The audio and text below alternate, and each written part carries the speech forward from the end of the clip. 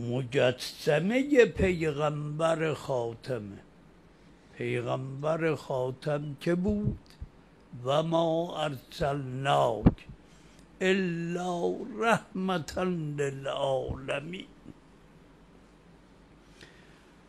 وجود امام زمان رحمت للعالمین. بعضی از نادونها تصور میکنن میاد قلع و غم میکنه، بعد فکر میکنه وقتی ما رو میکشه پس ما چرا در انتظارش باشی. اینقدر شعور نیست که درک کنن. باغ رو دیدی؟ باغبان میاد در باغ، خارها رو از زمین میکشه. باید بکشه یا نه؟ باغ برای پرورش گله، نه برای خار. همونطوری که باغبان از باغ خارها را درو میکنه، امام زمان هم خارهای باغ انسانیت رو درو میکنه. اگر گل بشی پرورشت میده.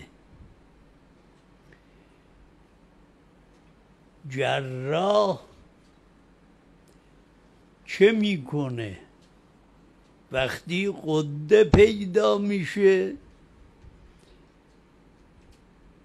اول اون غده رو معالجه میکنه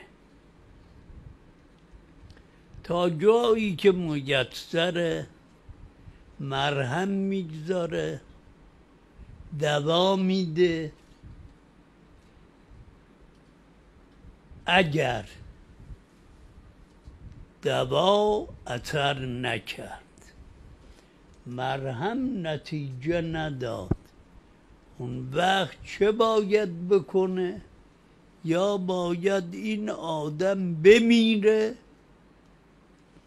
یا باید این غده درآیه. اونجاست که جراحی میکنه، غده رو در میاره. با اون جراح میشه گفت چرا غده رو در آوردی؟ چرا تیغ کشیدی بر سر این بیچاره؟ امام زمان غده های انسانیت رو در میاره. اینه که شمشیرش رحمته، بخششش هم رحمت. تمام وجود رحمته.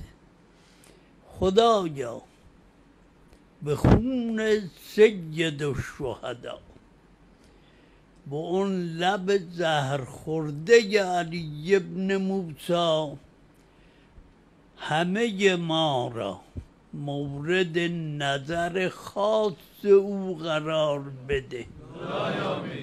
اگر یک نگاه کنه، با اون نگاه چه میکنه؟